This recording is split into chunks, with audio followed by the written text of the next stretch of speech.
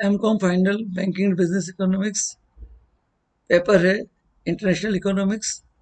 आज की कक्षा का टॉपिक है meaning and types of foreign exchange rate. Foreign exchange के बारे में छात्रों हमने पिछले कक्षा में पढ़ा था। विदेशी विनिमय क्या होती है, उसके विस्तृत अर्थ में भी उसका मीनिंग को हमने जाना, संकुचित अर्थ में उसके मीनिंग को हमने जाना, और विदेशी विनिमय का एक अर्थ आया था विनिमय दर। आज हम विदेशी विनिमय दर के बारे में पढ़ेंगे, इसके बारे में चर्चा करेंगे। विदेशी विनिमय दर क्या है, उसका अर्थ क्या है, कितने प्रकार की विदेशी विनिमय दर होती है, और उस विदेशी विनिमय दर का क्या एडवांटेज है, विदेशी विनिमय दर के क्या डिसएडवांटेजेस है। आइए आज हम चर्चा करते हैं विदेशी विनिमय दर के बारे में। Meaning of foreign exchange rate. विदेशी विनिमय दर का अर्थ क्या होता है?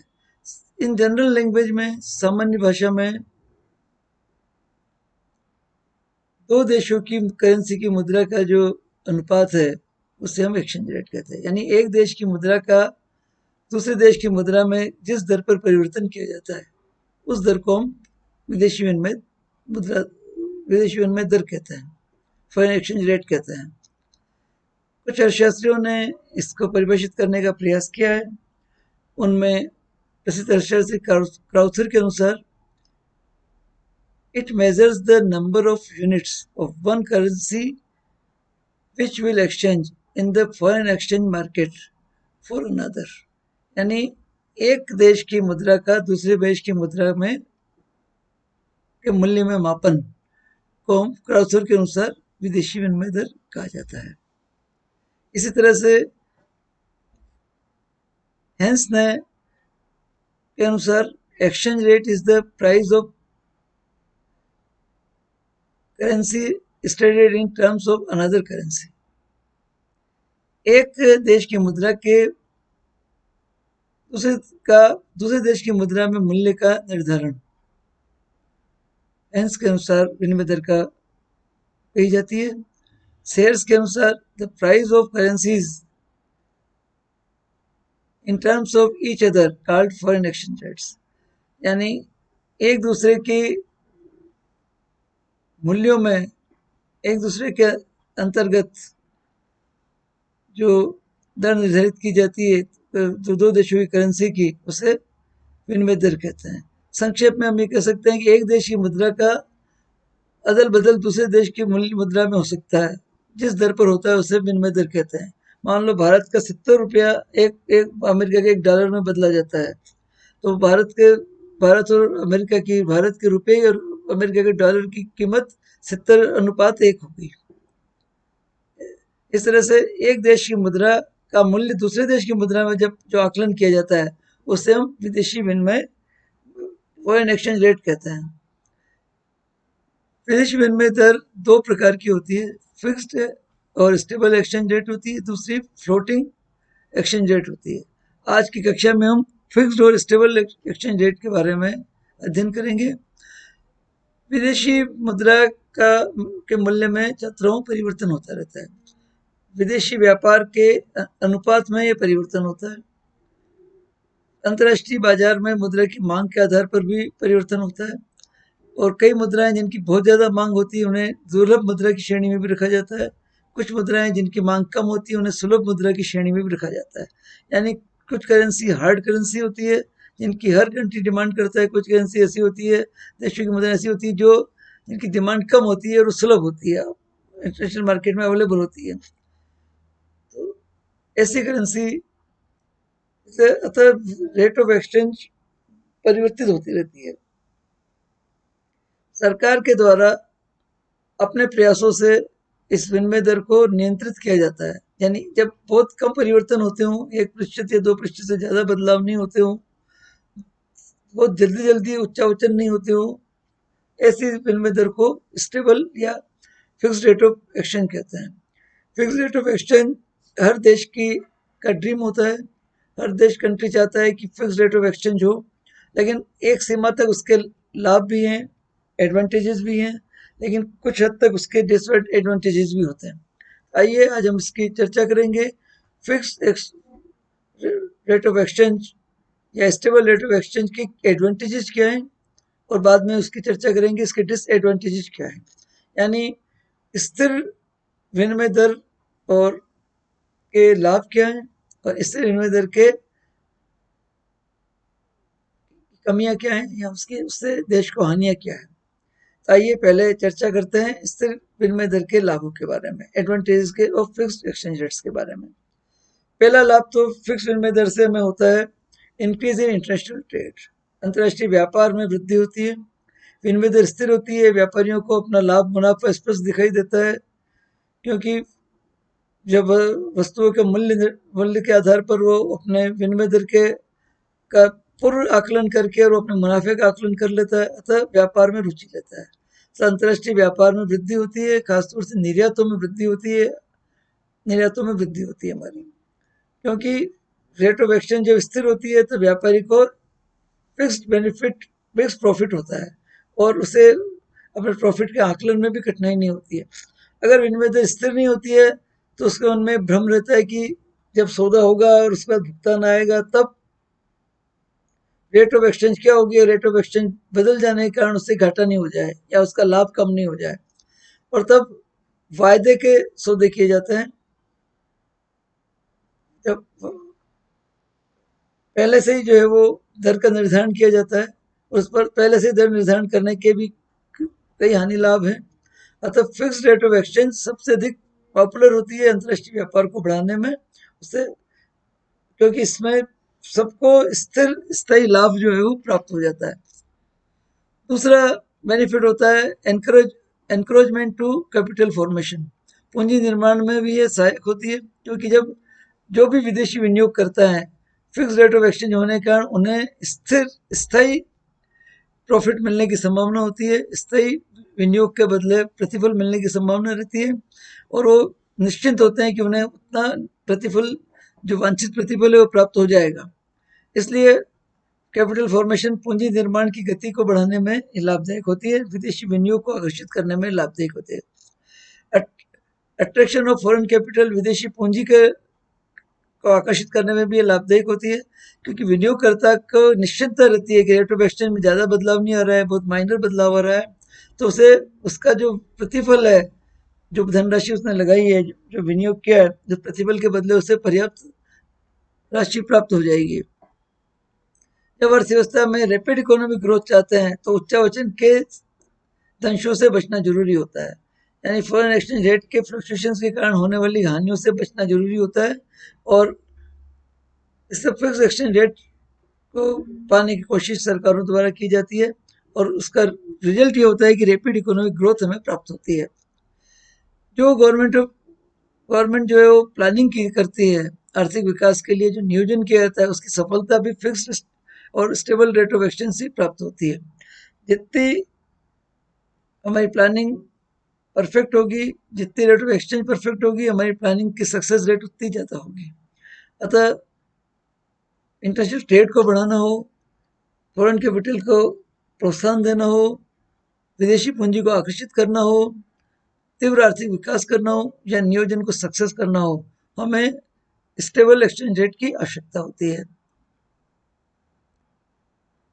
इसके अलावा और भी कई एडवांटेजेज हैं फिक्स एक्सचेंज रेट के, जैसे maintenance of balance of payment, भुगतान संतुलन को संतुलित करने के लिए भी फिक्स एक्सचेंज रेट चाहिए, ताकि प्रतिकूल भुगतान संतुलन को कम से कम किया जा सके, और उसे संतुलित करने के लिए, उसे बनाए रखने के लिए, अनुकूल करने के लिए फिक्स रेट ऑफ एक्सचेंज जो है सहायक होती है।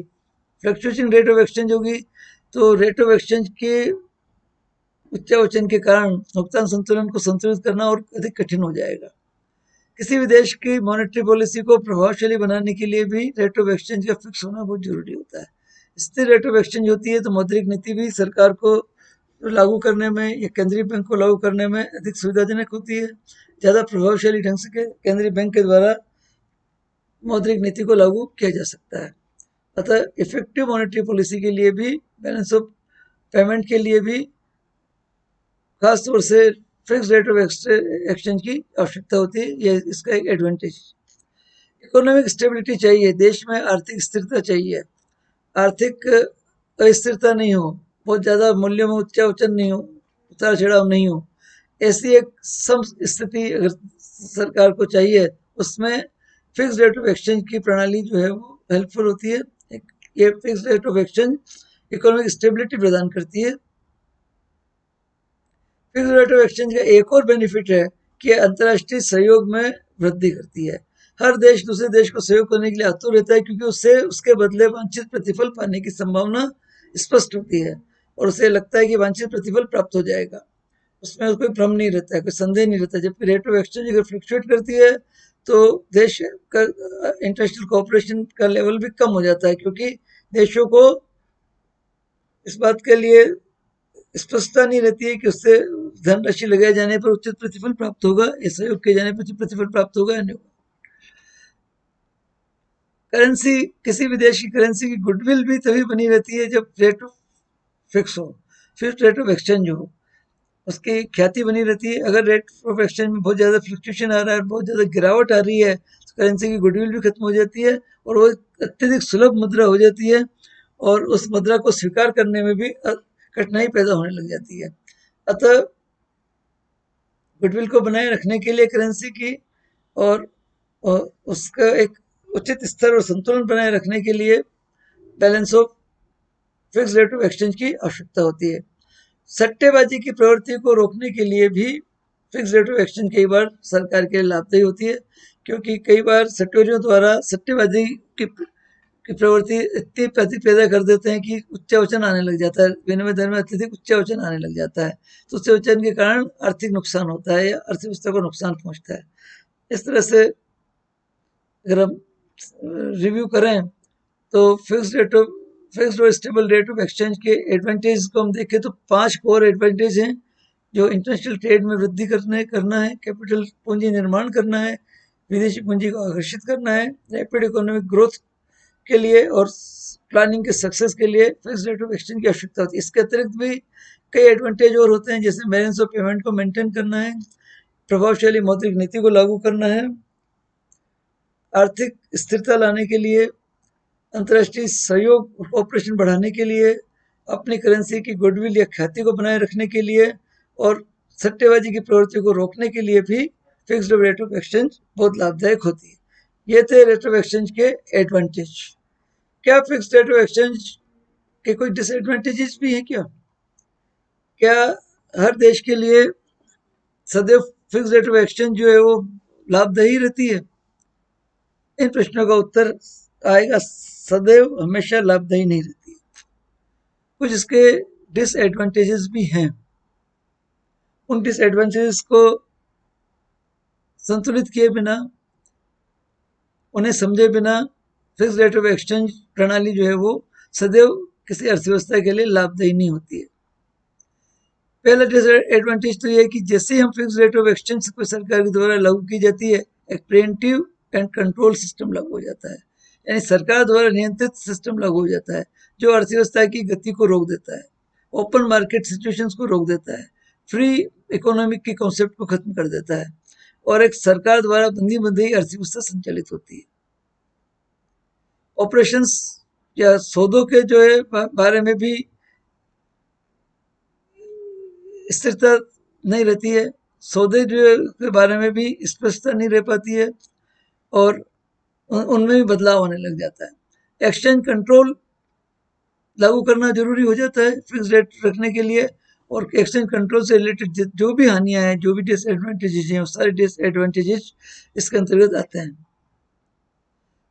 कई बार फिक्स रेट ऑफ एक्सचेंज रखते समय देश के लोगों का जो की रुचि है, राष्ट्र हित है, उसको भी क्या अवहेलना भी हो जाती है। यानी रेट ऑफ एक्सचेंज स्थिर रखने के लिए देश के जी आवश्यक विकासात्मक कार्यों को भी प्रतिबंधित कर दिया जाता है, रोक दिया जाता है, यानी नेशनल इंटरेस्ट को भी अवहेलना की जाती है। इसलिए हमेशा फिक्स रेट ऑफ एक्सचेंज जरूरी लाभदायी नहीं होती, कभी कभी फ्लोटिंग रेट ऑफ एक्सचेंज की आवश्यकता भी होती है। ऑब्स्टिकल इन फुल एम्प्लॉयमेंट, यहाँ पर थोड़ी फुल की स्पेलिंग गलत है, छात्राएं इसे ठीक कर लें। फुल एम्प्लॉयमेंट पूर्ण रोजगार के लिए में भी एक बाधा पैदा होती है, क्योंकि जब फिक्स रेट ऑफ एक्सचेंज रखते हैं तो एक सीमा पर जाकर के अर्थव्यवस्था का विकास रुक जाता है। और पूर्ण रोजगार का जो जॉन मेनर्ड केन्स की थ्योरी है या अर्थशास्त्रियों का सिद्धांत है, पूर्ण रोजगार की C plus I plus delta I की जो थ्योरी है वो उसमें पूरी नहीं हो पाती है और एक ऑब्स्टेकल फुल एम्प्लॉयमेंट में प्राप्त होता है। इसके अलावा और भी कई डिसएडवांटेज हमें देखने को मिलते हैं, जैसे ऑब्स्टेकल इन इकोनॉमिक डेवलपमेंट, आर्थिक विकास में भी आगे जाकर के ऑब्स्टेकल हो जाती है। एक सीमा के बाद फिक्स रेट ऑफ एक्सचेंज में आर्थिक विकास की गति रुक जाती है, अतः ऑब्स्टेकल इन इकोनॉमिक डेवलपमेंट कह सकते हैं।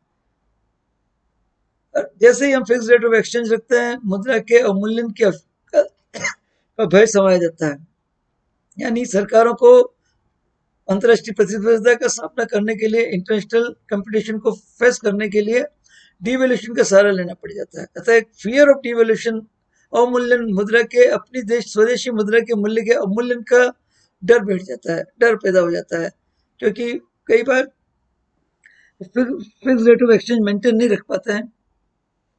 ऑपरेशनल डिफिकल्टीज भी आती है इसमें। फिक्स रेट ऑफ एक्सचेंज को मेंटेन रखने के लिए क्रियात्मक समस्याएं भी आती है। कई बार सक्सेस ऑफ मॉनेटरी पॉलिसी भी डाउटफुल हो जाती है। यहाँ पर पॉलिसी की स्पेलिंग थोड़ी गलत है, छात्राएं इसको नोट कर लें।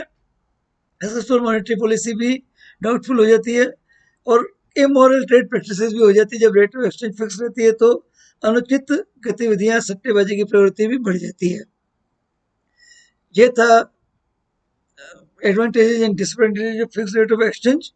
फ्लोटिंग रेट ऑफ एक्सचेंज भी का चलन भी अर्थव्यवस्था में होता है और फ्लोटिंग रेट ऑफ एक्सचेंज भी आमतौर पर जो देखा जाता है कि वर्तमान में व्यवहारिक रूप में फ्लोटिंग रेट ऑफ एक्सचेंज हमें देखने को मिलता है। ये था फिक्स रेट ऑफ एक्सचेंज के बारे में और रेट ऑफ एक्सचेंज की मीनिंग के बारे में। Thank you very much.